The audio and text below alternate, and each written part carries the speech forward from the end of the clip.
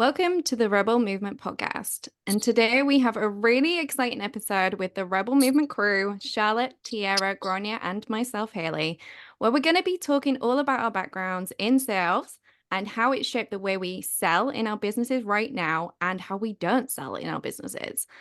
This episode actually came off the back of our very first podcast episode where we spoke all about our individual experiences and realized pretty much during the episode that we have the most insane culmination of sales knowledge and backgrounds, even bringing rebel energy into the mix before we knew it was a thing.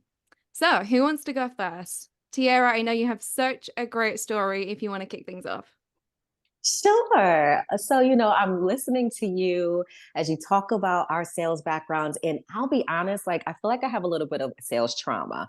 Why do I say that? Because my first job, like my first adult job out of college, was this super intense. Like, if you've seen Wolf of Wall Street, it was like that, like bullpen, everybody in suits with the headsets walking around, talking, like really intense, really masculine dominated industry. I was a headhunter and I placed C-level executives in businesses, and it was insane as far as the environment. However, that foray into sales for me really impacted me because there was such a structure. There was a formula. If you made 100 calls a day, you were guaranteed to get this many no's and make this much money. And when I tell you, I made a lot of money like that, but it was very intense, high pressurized, like boiler room type of environment. And everybody on my sales team. So I was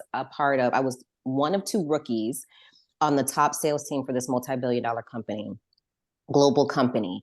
And when I tell you the pressure was intense, and I just remember thinking, like, this is life. This is adulting, right? This is like, you wake up, you hate your job, you go into your job, you follow the formula because everybody's looking in this bullpen, and then you go home and shed a few tears, and then get ready for the next day. It was like that type of environment. And so as an entrepreneur, I can say that I carried a lot of that into my other businesses, just in regards to structuring other sales teams, because that's all I knew. But I remember, like, I didn't want it to make it so high pressure, but I definitely carried the formula over into those sales teams that I created in other industries. And what blew me away when I got into the coaching space a few years ago was this whole notion of, like, it gets to be feminine. It gets to be like sales and flow. Matter of fact, you don't even have to sell. People come to you because you're in the energy. And I just was like, what? It blew my mind. And I realized when I talked, earlier, I was joking a little bit about the sales trauma. I realized how much of that, I call it corporate entrepreneurship, I carried as an entrepreneur. I felt like you had to speak a certain way. You had to, like, when you approach clients, like, sales felt icky to me as a coach because of that first, iteration, in my first corporate job with that sales environment. So it's like, I can honestly say I picked up, like, the most insane discipline from a sales background. But then what happened was when I got into the coaching space, I was like, where's the formula? So anybody selling a formula, I was like, oh, hand it to me, because I know from my past experience, I will make money if I just do this and this and this and this, if I follow the formula like I was taught, in that first job. And that was so far from the case. I'm like, why aren't these formulas working for me? Like, they're working for you. You know what I mean? And I had that shiny object syndrome of, okay, let me just get the next blueprint.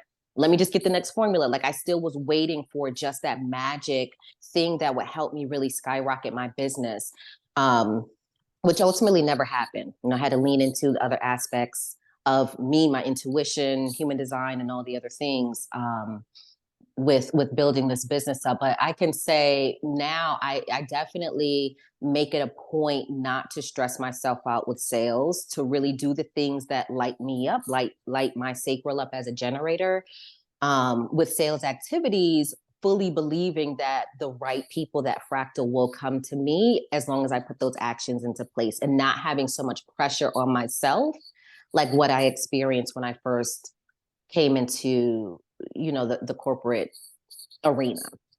So it's been interesting. It's definitely been an interesting journey. And, part of my entrepreneurship career was owning an events business.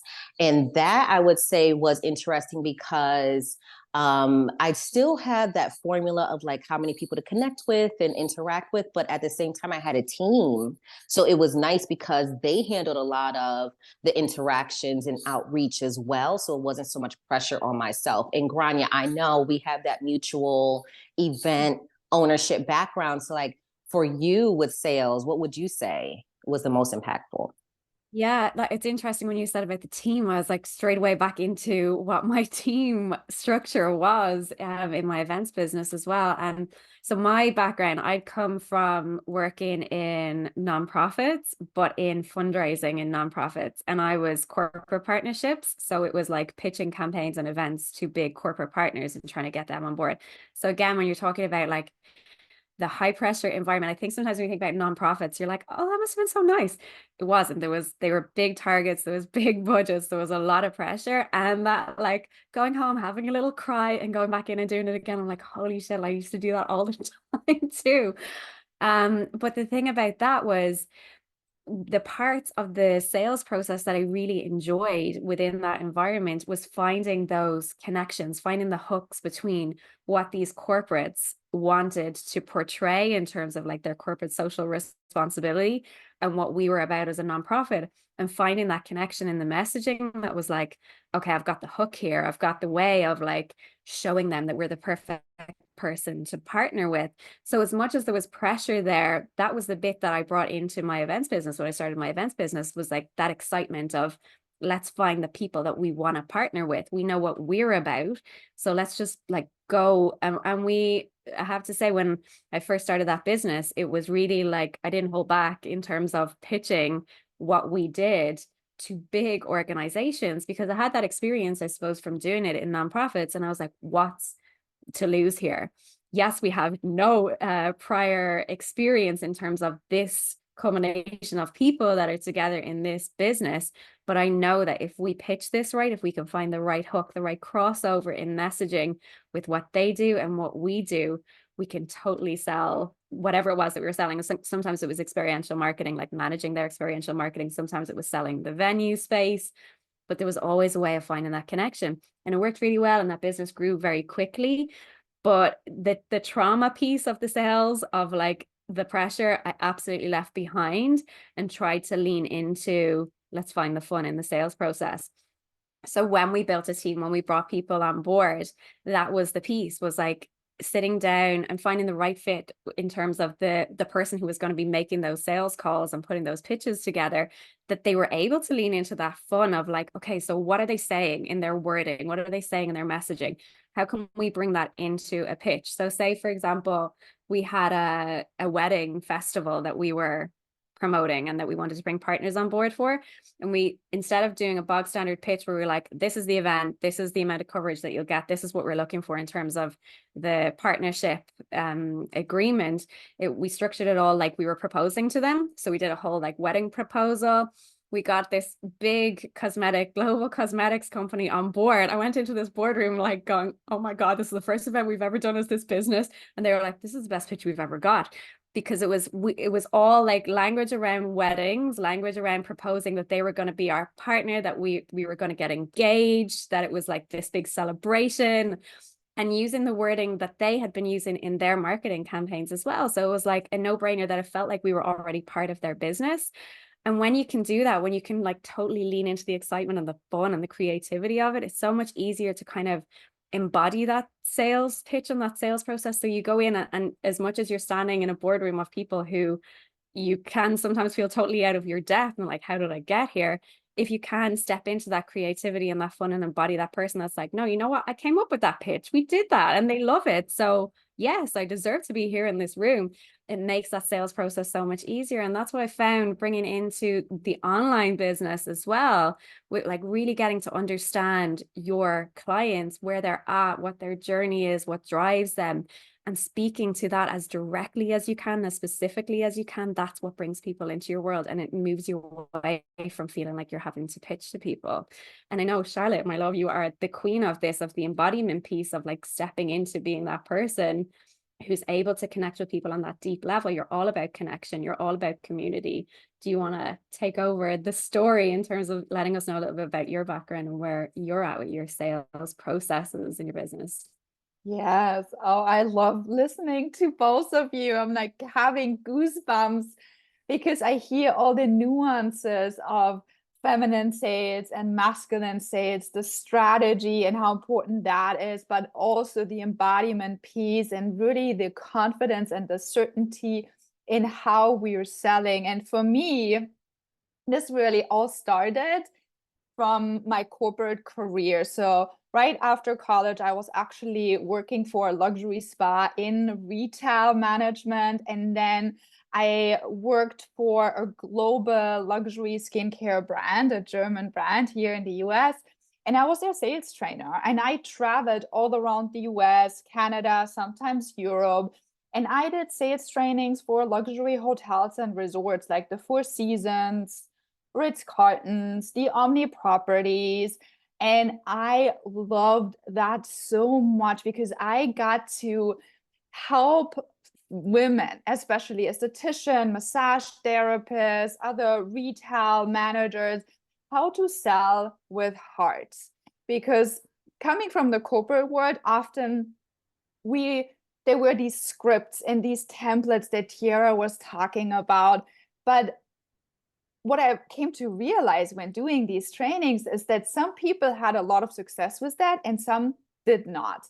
And what I noticed is the heart wasn't in it for them when they were using these scripts. And what I found by doing these sales trainings is that when we build genuine connections with people, when we connect to their heart, when we find me too moments, like things that we can connect over, we build a relationship with people. And then when we share stories, when we talk about desires versus problems, we connect on a much deeper level, and it actually becomes so much easier to sell a $500 skincare product, right?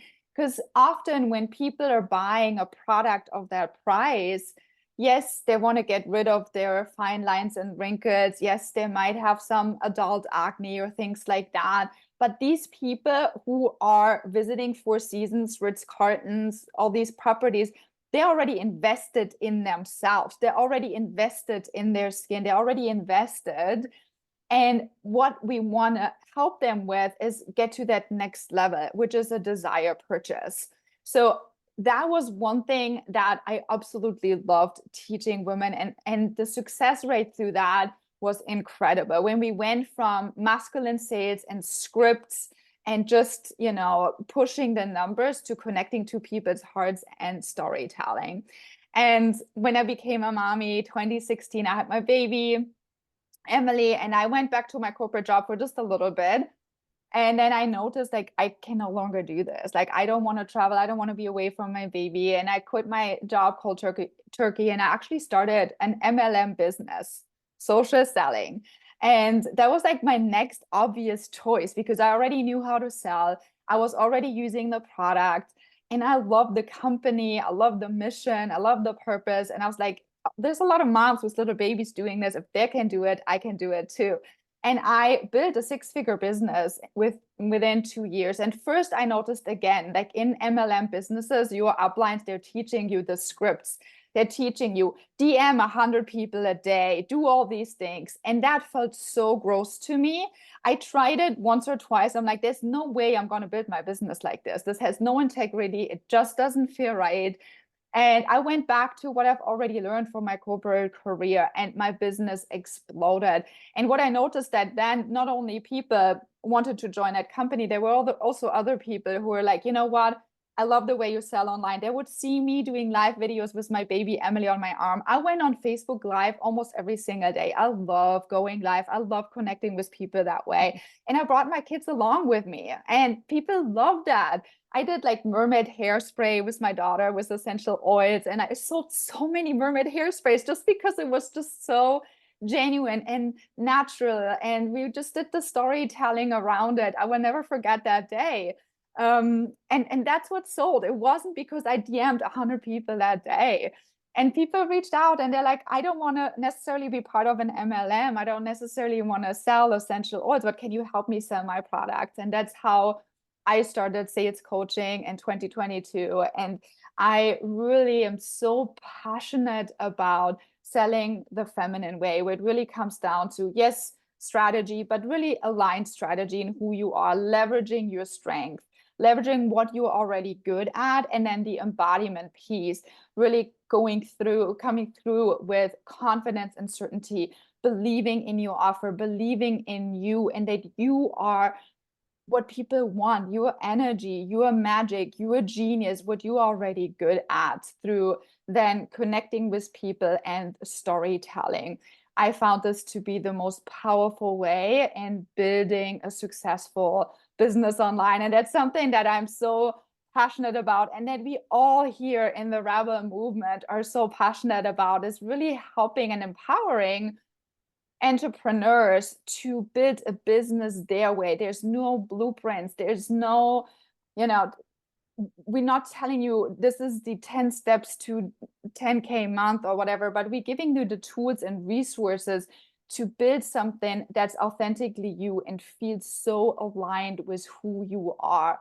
And what I find really fascinating is also Hayley's story of how she went from selling kitchens to becoming a world-renowned copywriter with a copywriting agency, and so many amazing experiences throughout. Hayley, why don't you want to share a little bit about your sales background and how you went from selling kitchens to becoming such an incredible copywriter and now coach in funnels and messaging? Yes, yeah, and transitioned again. Exactly.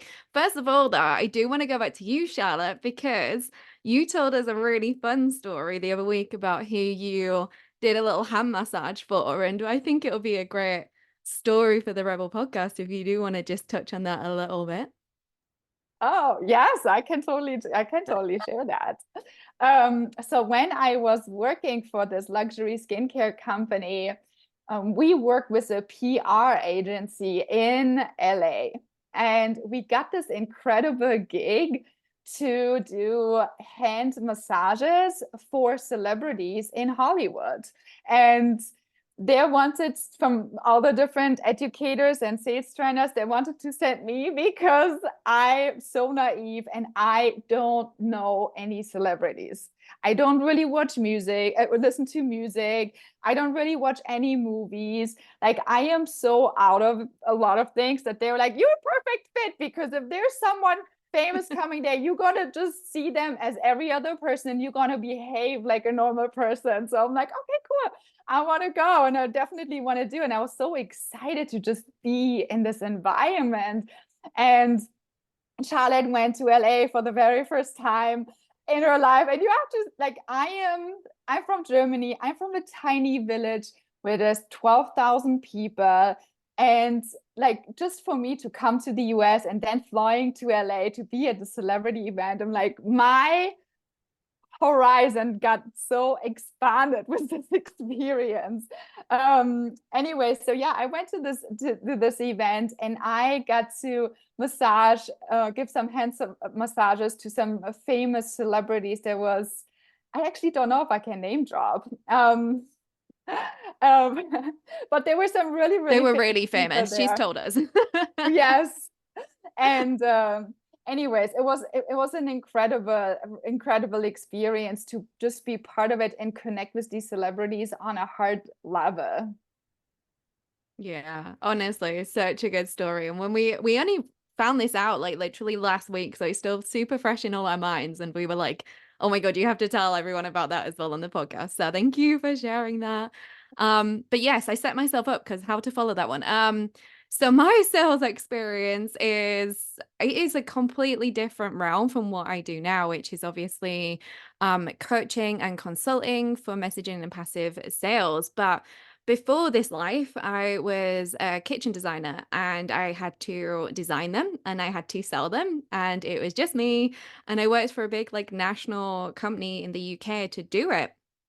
And very much what Tierra said and what Charlett said is my story as well. Like I went into this world, it was a very masculine led world. There wasn't too many female design consultants as we were called.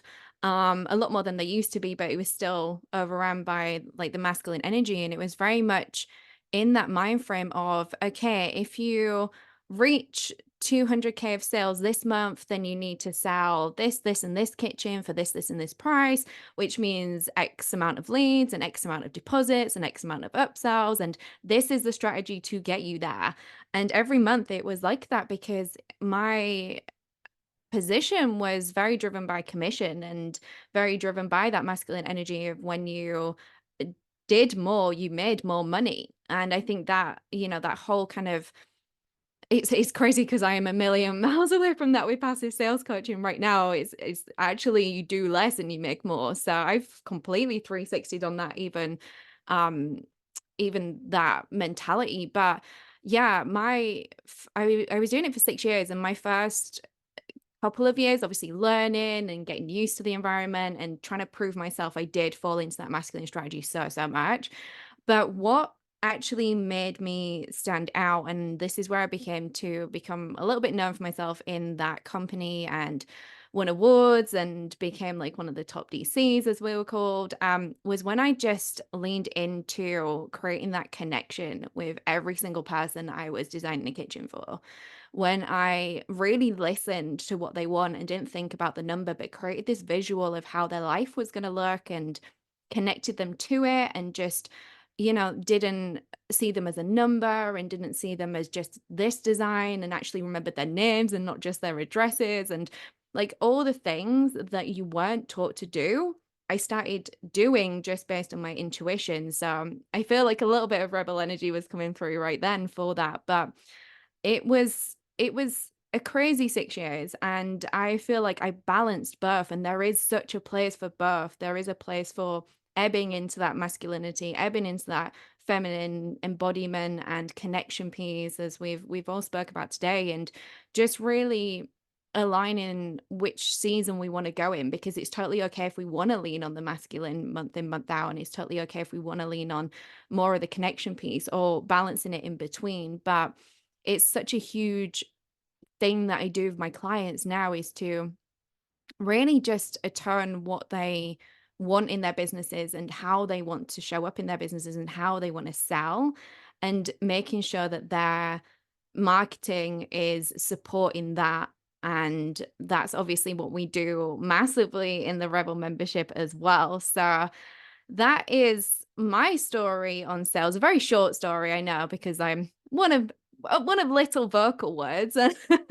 But it's such a huge learning curve, and it's been amazing just reflecting on this. I think it's one of the key things after our very first podcast episode, where I was listening to everyone's story and everyone's sales background and just reflecting on that. Makes total sense that I do what I do now, and that makes total sense that Charlett does what she does now, and Gráinne does what she does now, and Tierra does what she does now, because we've all had these different backgrounds and different learning curves, and it's just really created who we are. And whether we've gone down that pathway or we strayed away from that pathway based on our intuition, it's we've found our individual rebel blueprints. So I'm so proud of us for doing that, and it's something that we really want to take into the rebel movement. So it's a huge core pillar of the rebel movement, and something that we guide all the women inside the rebel membership through as well. So yeah, if you do want more of that, if you want to hear more about that, then if you want to hear more BTS stories or any kind of like actionable tips on sales or